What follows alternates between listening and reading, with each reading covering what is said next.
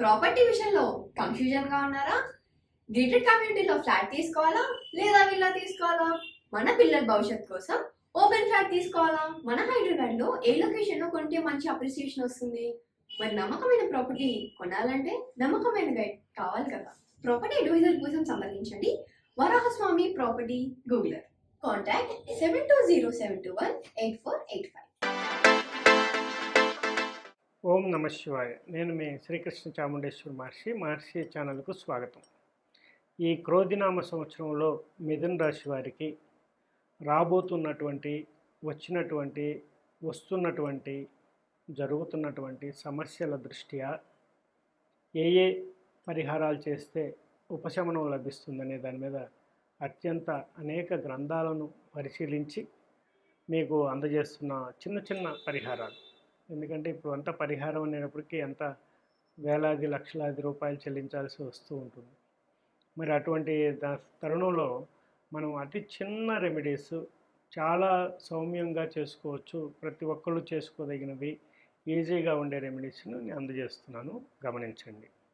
అలాగే మిథున రాశి అంటే మనకి మృగశిర 3-4 పాదాలు, ఆరుద్ర 4 పాదాలు, పునర్వసు 1-2-3 పాదాలు. ఈ 9 పాదాల్లో జన్మించిన ఈ 3 నక్షత్ర జాతకులే మనకి మిథున రాశి కిందకు వస్తారు. మిథున రాశి అధిపతి బుధుడు. కాబట్టి మీ యొక్క ఈ క్రోధినామ సంవత్సరంలో ఉన్నటువంటి గ్రహ అనుకూలత ప్రతికూలతలను దృష్ట్యా చూసుకున్నట్లయితే మనకి దాదాపుగా మిథునం నుంచి మనం చతుర్థంలో కేతువు, అదేవిధంగా దశమంలో రాహు అంత ఎఫెక్టివ్గా లేరు. అదేవిధంగా వ్యయంలో గురువు కూడా, అంటే వృషభంలో గురువు కూడా మంచి ఫలితాలు ఇవ్వట్లేదు. సో అలాగే మీ యొక్క వ్యక్తిగత జాతకంలో నేను ఇందాక చెప్పినట్లుగా 3వ ఇంట మీ యొక్క గ్రహాలు ఏవైనా ఉన్నట్లయితే అవి యాక్టివేట్ అవ్వడానికి గోచార రీత్యా 3వ ఇంటకి వచ్చిన అవి అనారోగ్య సూచనలు వచ్చే అవకాశం ఉంటుంది.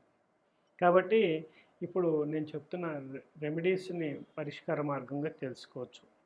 అలాగే మిథున రాశి వారికి రాబోయే సమస్యలు స్కిన్ డిజార్డర్స్ కానివ్వండి, హెల్త్ ఇష్యూస్, దీర్ఘకాలిక వ్యాధులు, క్షయ, దగ్గు, శ్లేష్మ సంబంధమైన వ్యాధులు, ఓండ్స్, గడ్డలు, దద్దుర్లు, అలాగే విరోచనాలు, బంక విరోచనాలు, ఇలాంటివన్నీ కూడా మిమ్మల్ని బాధించే అవకాశం ఉంటుంది. అదేవిధంగా తీవ్రమైనటువంటి సోరియాసిస్, ఇలాంటి స్కిన్ డిజార్డర్స్ కూడా మిమ్మల్ని ఇబ్బంది పెట్టే అవకాశాలు ఉంటాయి. కాబట్టి వీటికి సంబంధించిన సమస్యలు దీర్ఘకాలికంగా ఆల్రెడీ మీరు ఏదో ఒక రోగంతో బాధపడుతున్నట్లయితే మీ యొక్క వ్యక్తిగత జాతక రీత్యా ఈ పరిష్కారాలు చేసి చూడండి, చాలా వరకు ఉపశమనం ఉంటుంది. అవి ఏంటి? మీరు ఏదైతే మన యొక్క శరీరంలో అనారోగ్య సూచనలు ఉన్నాయో వాటిని నిర్లిప్తంగా చేయటానికి, అంటే వాటన్నిటిని కూడా క్లీన్ చేసే శక్తి కొన్నిటికి సృష్టిలో ఉన్నాయన్నమాట. అయితే అవి ఏమిటి అన్నట్టయితే మీరు చేయవలసింది పత్తి, దూది, అలాగే ఉలవలు, నెయ్యి, పట్టిక, జీలకర్ర, వీటన్నిటిని కొద్ది ప్రమాణంలో తీసుకొని మీ తల చుట్టూ 3 సార్లు తిప్పి పారే నదిలో వదిలేయండి. ఇదంతా కూడా మీరు ఒకే రోజు చేయొచ్చు. అలా రిపీటెడ్గా కూడా చేస్తున్నా కూడా మంచి ఫలితాలే వస్తాయి. ఇది మీరు బుధవారం చేయొచ్చు, ఆదివారం చేయొచ్చు, శనివారం కూడా చేయొచ్చు. అదేవిధంగా దేవాలయాల్లో విగ్రహాలు, అంటే ఏదన్నా మనం డొనేట్ చేయాల్సి వచ్చినప్పుడు దేవాలయాలకి విగ్రహాలని డొనేట్ చేయాలి. పంచలోహాలు కానీ, ఇత్తడి కానీ, రాగి కానీ, ఇవి చేయడానికి ప్రయత్నం. ఇనుప ఈ మటుకి చేయకండి. ఇనుప వస్తువులు అంటే ఇనుపది విగ్రహాలు ఉండవు, కానీ ఇనుప వస్తువులు ఏవటం అడుగుతారు, ఒక గేట్ చేయించమంటారు. అలాంటి వాటికి మీరు ఇవ్వకుండా ఇత్తడి వస్తువులకి ఇవ్వటానికి, వెండి వస్తువులు ఇవ్వటానికి చేయడానికి ప్రయత్నం చేయండి, శుభ ఫలితాలు వస్తాయి. అదేవిధంగా తరచూ మీరు అనారోగ్యంతో గురవుతున్నప్పుడు మీ ఉన్న ఇల్లు దక్షిణ సింహద్వారంగానే అయినట్లయితే ఇమీడియట్లీ దాన్ని ఖాళీ చేసి వేరే ఇంట్లో జాయిన్ అవ్వడానికి ప్రయత్నం చేయండి. మరి ఆల్రెడీ సొంత ఇల్లు అది, అందరం కలిసి ఉన్నాము. ఇప్పుడు అనారోగ్య సూచనలకి ఏదో ట్రీట్మెంట్ చేసుకుంటాం, కానీ ఇల్లు అమ్మేసుకొని వెళ్ళమంటారా అని అడగచ్చు ఎవరొకళ్ళు. అంటే నేను అలా వెళ్ళకుండానే ఉండటానికే ఈ రెమెడీలు చెప్పాను. ఒకవేళ రెంటెడ్ ఇల్లు అనుకోండి, ఈజీ వాళ్ళకి, ఇంకొద్దిగా తొందరగా ఆ రెమెడీలు యాక్టివేట్ అవుతాయి అన్నమాట.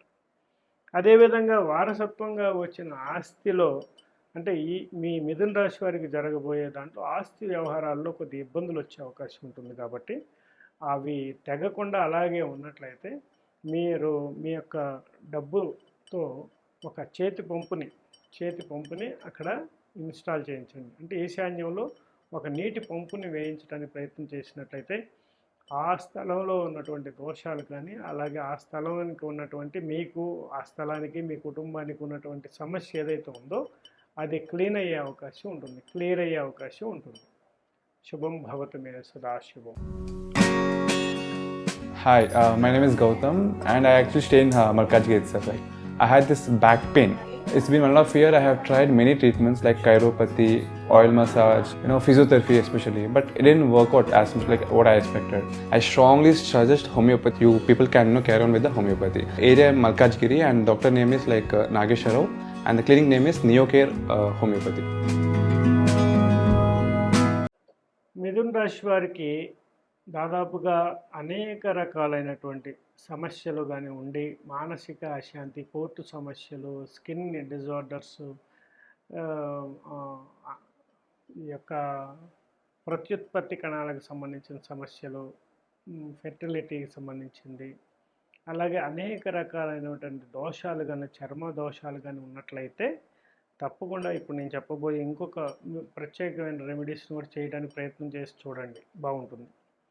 మీరు మీ పల్లెటూరులో అయితే ఇంకా ఈజీ. ఇది చేపలు పడుతూ ఉంటారు, చేపలు పట్టేవాళ్ళు చేపలు పడుతూ ఉంటారు, బుట్టలో వేస్తూ ఉంటారు.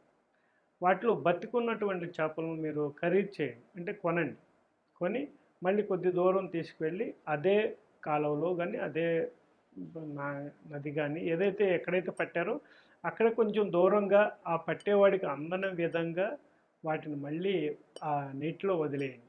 చూడండి మ్యాజిక్, మీకు ఎంత అద్భుతమైనటువంటి మనశ్శాంతి, ప్రశాంతత దీని నుండి వస్తుందో మీరే గమనిస్తారన్నమాట. ఇది పరీక్షించిన రెమెడీ. అదేవిధంగా సూర్యోపాసన చేయటం కూడా చాలా అవసరం ఉంది మిథున రాశి వారు. అంటే ప్రతి రాశి వారు చేయాలి.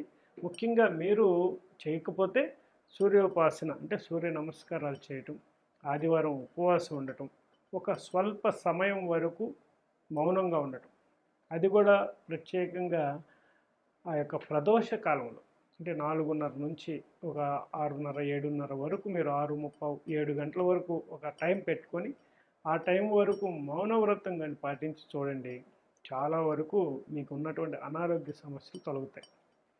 అదేవిధంగా పచ్చ పెసలు ఉంటాయి కదా, వాటిని మీ చేతితో పట్టుకొని కొద్దిగా ధ్యానం చేసి తర్వాత వాటిని పక్షులకు వేయండి. అలాగే మేనమామతో కానీ విభేదాలు కానీ ఉన్నట్టయితే తప్పకుండా అవి తొలగించుకోవడానికి ప్రయత్నం చేయండి, ఆపండి. లేకపోతే ఆ విభేదాలను ఆపేసేయండి ఇంతటితో, ఇంకా పెంచుకోవద్దు. తుంచుకోవడానికి తెగదెంపులు చేసుకోవడానికి ప్రయత్నం చేయండి.